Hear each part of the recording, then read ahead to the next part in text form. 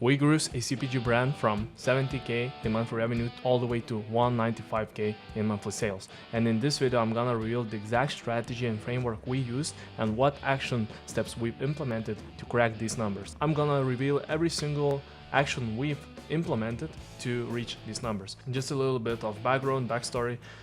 This brand was stagnated at 70K in monthly sales, and within 3 months we managed to triple the monthly revenue, while net profits also followed in the same direction. We 3x net profits and grew the revenue by the same amount. How did we achieve that? The first thing we did is that we noticed at the time when we took over the brand is that they were not actually running any deals or special promotions. So what we had to do is activate promotions in order to unlock algorithmic momentum. So one of the first major shifts we did was to introduce Amazon native promotions. If you go to your deals page, you'll see that you can actually select from a few different types of promotions. You can run lightning deals or best deals. And we noticed a lot of times while working with different clients that when we turn on a promotion, we run it during different time periods and we space it out strategically. The BSR improves significantly. Also, the organic position for our main keywords also goes up drastically. So this is the benefit. And then what you can do when you have these customers maybe who still were lurking and browsing for your products but they didn't buy is, even if they didn't convert, you can actually, by having this influx of traffic, you can convert them by using remarketing tactics, which we're gonna talk about and cover a little bit later. So when we implemented lightning deals, we saw a significant boost in BSR, and we managed to actually achieve a 3rd position bestseller rank in our category. And this brand is in a stationary office category. It's a fashion brand and we are selling at a premium price. So we need to kind of compete head to head with other Chinese competitors who can undercut us on price. But by having a premium price and strategically setting up those lightning deals, we still managed to reach number 3 bestseller rank in our category. This is the graph showing how the BSR has been changing. So you can see when our lightning deal was running, we had a sales rank going down, and this was, in direct correlation with the tactic. The second tactic we used is we strengthened SEO and conversion foundation. So to ensure promotional and paid traffic converted efficiently, we had to rebuild the listings from scratch. So first thing we did, we rewrote product titles, bullet points and descriptions. Product titles, as you know, you can actually use up to 200 characters, and we noticed that this brand didn't have their main keywords included in the product title, so we had to change up the title. The next field we changed was bullet points. Bullet points were short and not compelling enough, and they didn't really speak to the target audience. So what we did, we actually rewrote those bullet points to outline our unique selling proposition. One of the unique selling points was that we had a sturdier material and the product was made out of stainless steel, while all the other competitors, they were still offering premium products, but their durability and the build quality was basically lower. So the price did not justify how durable the product was, right? And then we also had to update back in search terms. A lot of sellers, they miss out on this essential field in their listing, and this can actually provide you with additional indexing if you fit in 500 characters. There was an update made by Amazon that they ruled out the limit of 250 characters, and now they introduced 500 character limit, which you definitely need to utilize. So go ahead and check your product listings if you are still using up that 250 character limit, or you expanded your backend search terms, because this can give you a really big coverage on the search page. Then what we had to do is actually balance keywords. So not all important keywords, as I mentioned, category keywords were inside throughout the listing. So we had to refine how we integrate our keywords into the listing. So by applying these steps, this ensured that our brand captured more organic and paid demand at a higher efficiency. The first strategy was actually reallocating spend to high potential secondary products. So beyond hero SKUs, we identified secondary products that were underfunded despite strong fundamentals. So you can actually use search funnel analysis to discover, and find out which other products of your catalog that are underutilized bringing high conversion rate. And that's how you can actually identify which products you need to prioritize besides your main biggest sellers. And so what we did, we conducted a thorough keyword analysis. We even looked into a search query performance report to figure out which keywords we are converting better on than our market average, and we pushed all the traffic concentrated towards those keywords to maximize our exposure and also grow sales efficiently. For strategy, we actually decided to target each individual ASIN, our bestseller competitors, in individual PPC campaigns.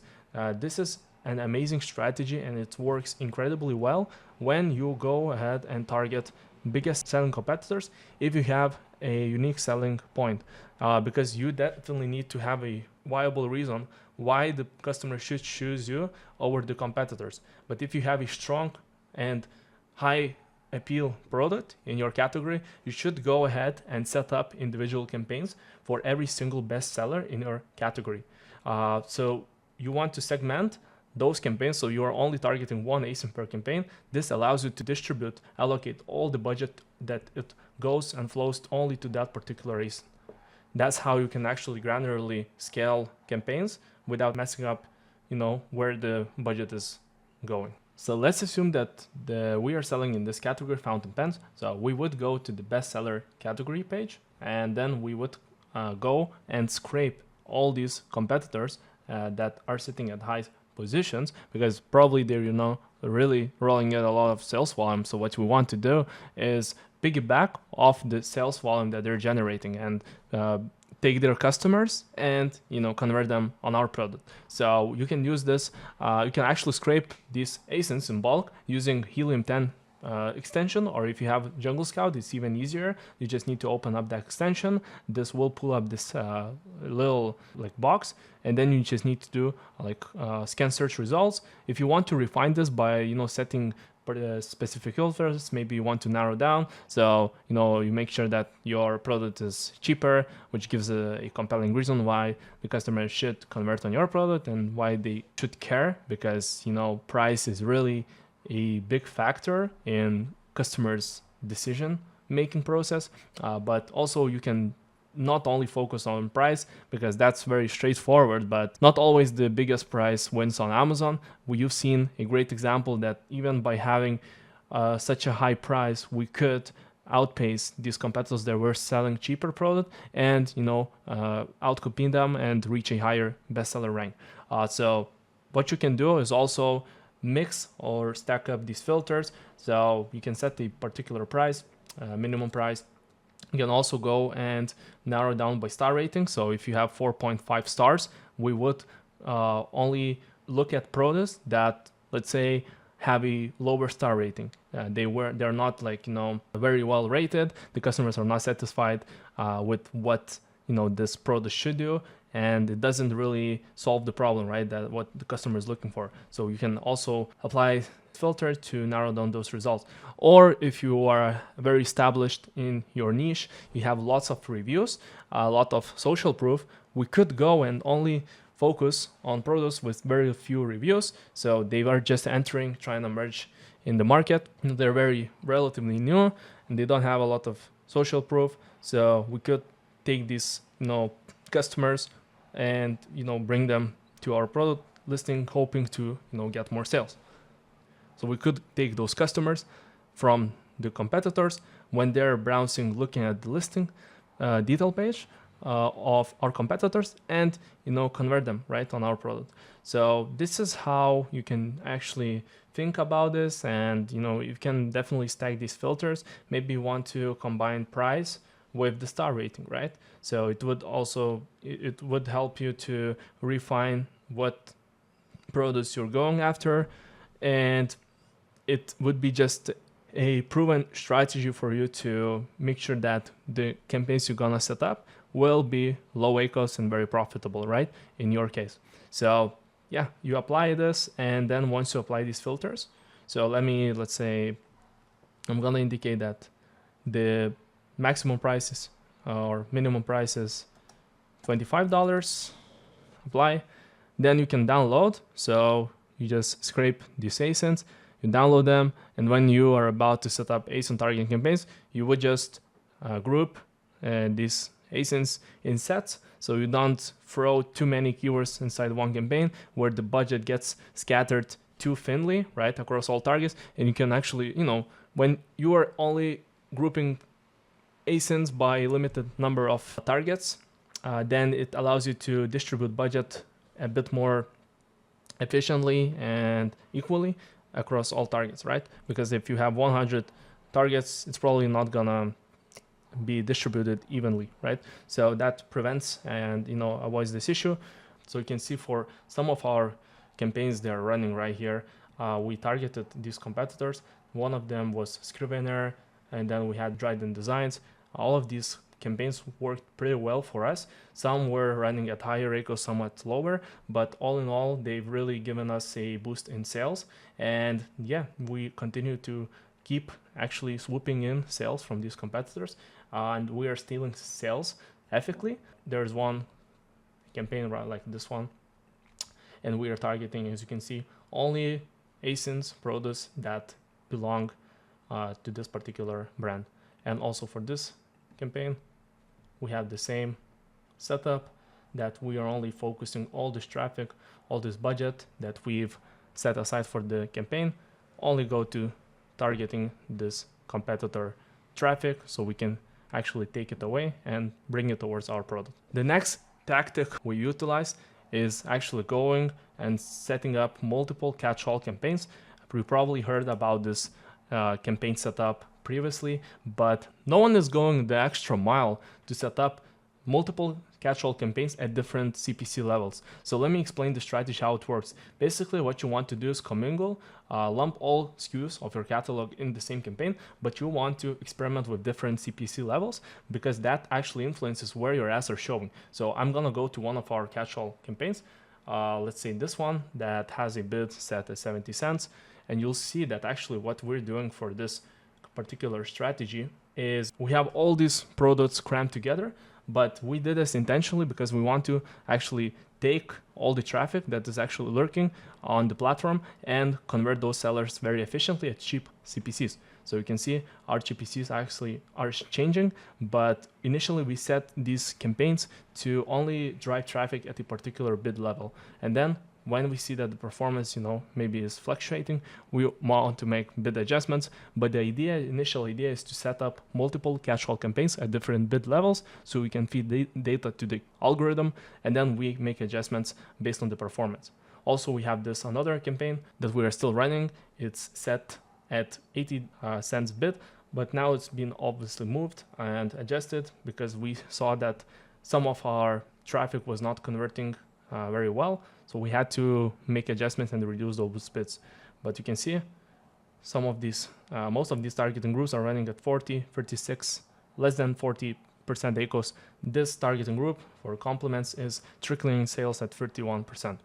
So this is a really effective strategy. And let me narrow down, show you how catch-all campaigns are, how many sales they can actually bring. So for December period, where we reached that 195K mark, you can see that they brought alone 17K in ad sales. So these campaigns contribute to your total revenue level by a large amount. So don't skip out on these strategies and definitely try to experiment this catch-all configuration for your products as well. The seventh strategy was that we decided to do advanced audience targeting, and we also layered in bid adjustments. So what we've tried to do is to improve efficiency deeper in the funnel and just kind of dig deeper to see where the traffic is going. What we did, we put a bid boost on the most effective audience that was converting. So we layered in audience-based bid modifiers into the strategy, and we found by actually testing all these different audience segments, buckets we call, that high interest shoppers in this case worked the best for us because they were driving sales at the lowest CPA and only 28% ACOS compared to other audiences. So what we decided to do is actually test this at the account level and distribute this extensively across all campaigns, because we found that on the aggregate level, high interest shoppers audience was performing the best. It was driving most efficient sales. Of course, the results may vary for your brand, so test this and take this with caution. But definitely you need to, regardless of the products, you need to test every single audience and then pull out data, figure out where the traffic is most rewarded and it's most paying off, and where it's paying off the highest, right? So yeah, bid adjustments were applied to prioritize audience closer to the purchase decision, and this increased conversion efficiency without inflating spend. The number 8 strategy was, so we went into Seller Central, and Amazon is actually giving you this ability to set up brand tailored promotions. So what are brand tailored promotions? It's audiences created by Amazon based on different shopping signals, and then they pull in those shoppers into those audiences that you can target just outside the Amazon advertising funnel. So what you can do is actually go right here. If I go to Search Central, then on the drop-down menu, I need to go to advertising and then go to brand tailored promotions. So we set up a campaign for every single audience that this brand was eligible to target. And you can see that there are some audiences called at risk, then they're new to brand. So what you can see if you go and try to set up this campaigns for your brand, you'll see that there is like your goal that you need to choose. Once you select that goal, you'll have different audience segments. Also, do not segment these campaigns by different products. You can just lump all these products together because there's really no need to optimize them. You just need to run them continuously and they'll add up to your total sales for sure. And you can see right here, for example, because we scaled this brand aggressively, you can see that we gathered a lot of data. And just for this audience, you can see that there are 22,000 people who were put inside the audience because they've abandoned a cart. They added our product to cart, but then they left off. So now Amazon is allowing us to bring back these customers into the shopping funnel and basically offer them a discount of 10%, or we can do actually 12%. It really depends, but I recommend you to set up a discount of 10%. So you'll see if we go further, you need to choose the name and then you just specify the discount. So you can see the minimum allowed is 10%, but you can go as high as 50%. And I look at these campaigns as like running, just PPC campaigns at 10% lifetime ACOS, because you need to just offer a small discount to snag those customers who were lost. But this again gives you and drives engagement and gives you a lot of opportunity to bring more sales to your brand top line, right? And then you set unlimited budget, so you can keep this really, really high. I suggest you to set this at 10K or even higher, and you can choose the promotion start date. So pick the period, but this actually gives you only 3 months. So you cannot set longer than 3 months, but I would say that this is a no-brainer. So what you need to do is actually pick for 3 months and then just run it like that. When this ends, you set up a new brand tailored promotion. So you can continuously keep feeding this data and basically recouping lost customers. And also you want to use all these audience buckets. So not only for one audience, but you want to set this up across all categories and audiences, right? And this will give you definitely a boost in sales. And the nice strategy we did is we expanded extensively into B2B audiences. We actually wanted to only direct traffic to B2B Amazon business customers, which are more affluent audiences because they have more pocket money to spend on your products. So this increases your average order value very effectively. And also you'll see that some of these campaigns will drive more cheaper sales at lower ACOS because the demographic is just richer, it's more affluent. So you want to definitely serve as to those customers. So what you can do on that side, if you actually go to your campaigns and you try to create a campaign, within this tab in this page, you need to obviously click on create campaign. And here's where you can choose actually to only Amazon business customers. So what you would do, if you choose this option, you'll see Amazon tells you see B2B strategy to increase sales and exclusively reach business shoppers. So it would only reach those shoppers who have an Amazon business account, right? So meaning that they're probably placing bulk orders, and when the same customer, goes to your listing, it costs you the same amount to acquire this customer, but because he is more affluent, he's gonna spend more money on your brand, especially if it's a CPG brand with a lot of repeat purchases. They might basically overstock and buy a lot of units in bulk, which will increase average order value because you spend the same amount to acquire the customer. Your customer acquisition costs remain the same, they stay the same, but because the customer is likely to place multiple unit orders, your AOV for that customer goes up significantly. And then you follow the same process. You just need to add a product, pick your keywords, and then you kind of set up a keyword targeting campaign. You only want to keep one match type, select one match type per campaign to have everything well organized and structured and not commingle data. And you then add the keywords, and basically this is the process.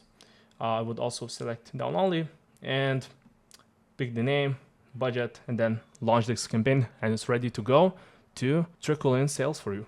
And I want to wrap up this video by showing you a very effective strategy. It's super powerful for figuring out which keywords you need to focus your ad dollars on and where you need to basically direct the research budget, right? So what you're gonna do is actually if you're probably familiar with the search query performance report, but none of those people, I think, not very few people, they know like the opportunities that are available with search query performance, and what you can do actually, what kind of analysis, detailed analysis you can perform inside the report. So that's what I'm gonna show you. So you go download the search query performance report, and what you want to do is, if you have a diverse catalog, keep in mind that search terms, if you download this for the brand and then choose the period, keep in mind that these search terms will be aggregated at the brand level. So if there are multiple products, they'll share the search terms, right? So it's gonna be a bit difficult to distinguish which search term belongs to what product. So yeah, that's why I would suggest you to go and pull out reports, download them at the ASIN level. So you need to identify, basically punch the ASIN and filter down this to the, select filters, weekly, we can do last week. Let's pick our ASIN for this product. Okay, right here, apply. And then we would download this. So you click generate download, you gather the report, and then basically we're gonna open it. Okay, so when you open that report, you're gonna have to insert 2 new columns. So right here, insert 2 columns, and we're gonna call one market conversion rate, and then the other one, we're gonna name it brand conversion rate. So what we're gonna do in this exercise, in this little tactic, is we're gonna compare the conversion rate at the search term level. So we're gonna be very granular, and we're gonna narrow down even on the search level, because we want to see which search terms we are really performing well on and where we can push, direct more of our budget, because we know that if we push more traffic, we're probably gonna get more conversions, we're gonna fuel data, and then Amazon will place us higher on the page for those search terms where we are converting higher than the category average. So that's like the reasoning, the whole thinking process behind this. So basically, the way you can do this, you first need to highlight. You can actually apply color coding to these columns. So these are the columns we need. We need purchases, total count, right? So I'm gonna mark this. Then we need purchases for the brand. So let's find this, or ASIN count, in case you only are looking at the ASIN level report and not at the brand level view, right? So these columns will be named a bit differently. They will vary. Keep that in mind. But yeah, so purchases, total count, ASIN count, and now we need to find actually where the column is. Column called clicks all count. So also highlight that. So let's find that. So right here, clicks, ASIN count. I'm gonna mark this, and then we'll have clicks total count. There we go. So market conversion rate, the formula will be, you need to copy this like letter by letter. So market conversion rate, we can find this, calculate this by actually taking, we need to take purchases total count and then divide it by total clicks. So this will show us, allows us to see, so this will show us how the market is converting, right, on average. Again, this is not for any particular competitor. This is how just the category average is looking like, right? Then we're gonna do the same thing for brand conversion rate. We're just gonna take purchases for the ASIN count or brand count and then divide it by clicks ASIN count, like that. There we go. So some of these systems, will have missing data, so you can just disregard this. But on the ones where we have at least one purchase, it's gonna show us the conversion rate. So of course you can actually refine this and filter down to only at least 2 orders. So I would like to look at where my ASIN has captured at least 2 orders on those search terms, because it's gonna give you a bit more data significance and confidence, so you can make a reliable decision. Okay, and there we go. So we can now take a look here, and we can see market conversion rate, brand conversion rate. Also we'll have to let's also create another column, and the column will be true. No, it will be if our conversion rate is higher than market conversion rate, we're gonna return a true value. Or yeah, and now you can see if we map out this formula to all the rows, you'll see basically that it's gonna show us, give us the return the value, and we can call the column brand or conversion rate advantage, as I like to name it. So now we can clearly see, if we filter down to only true value, where our product is performing in the funnel higher and more effectively than our category. So these search terms, we definitely need to focus on them. So we would go and now check every keyword if we are targeting in the first place, because some of these targets you might be missing out on them. So you definitely need to set up new campaigns in case you are not targeting them. But if you're targeting them, you might actually miss out on a lot of this traffic, because maybe your impression share is low. So what you have to do is to go ahead and tweak your bids a little bit. So if these keywords are not getting traffic when you check your PPC campaigns, you need to raise bids so you can distribute more of our account budget to those search terms, which will help you rank higher organically and then help you roll in more sales for your brand, right? So that's the strategy. And lastly, I'm gonna briefly cover how to do remarketing on Amazon with Amazon PPC, right? Because many customers don't know about the strategy that's a bit more advanced. But what you have to do is when you are creating a new campaign, you need to select sponsor display. And then this will enable you to pick the audience, which will be previous customers who interacted with our detail page, because we want to retarget either customers who viewed our detail page but they didn't purchase for whatever reason, or they bought from us already, but we want to remind them that maybe they're running out of stock, they need to replenish. Let's say we are selling ink refills, right, or consumable products. Maybe they're about to expire and we want to send them a friendly reminder that, guys, you should check out our product because you need to replenish, put on more of that product. So the retargeting campaigns are useful in definitely bringing back shoppers into our funnel and then reminding them that they need to buy more of our product, right? Especially if it's consumable, right, type of product. So they're really useful in influencing that customer behavior. But basically, when we are in this page, we need to scroll down. You need to add the product, select image or video ad, and then when we go down, you can either choose, I would say, for the objective, you can experiment, play around with this and see how this performs. But page visits and conversions, I've noticed most of the time they are very profitable and they serve our goals best. So I would say stick to either of these objectives, and it's not gonna be big difference, right? Massive difference. So whatever you're gonna choose, it's gonna definitely still work, right? Okay, and then uncheck cost control. We don't want to keep, stick to this option. It's set by default, but you need to untick that because this is a success metric, but the algorithm is not designed to meet your objective, meet your requirements. So it's not gonna probably help you achieve this desired value that you set. So we can ignore this. Now what you have to do is that there will be some added pre-built audiences. So you need to remove all of them. And now this is what you have to do. Go to remarketing audiences. And within this segment, you'll have to choose views remarketing. Only make sure that it's advertised product, because similar to advertised product is a different pool of customers. These are when you are adding product, right? Let's say I add this product for our account. And now if I were to choose similar to advertised product, Amazon would go out and do analysis and discover which products are similar to the one we are advertising. So it's not direct retargeting. But if you want to have like actual retargeting, you need to stick to only one to this option. So make sure that it's called advertised product, right? And then you can pick a high bid, because these are loyal customers. They are really at the bottom of the funnel. We just need to push them a little bit and nudge them to, get them over the edge and make them buy, right? And that's it. And we also segment audiences by separate campaign.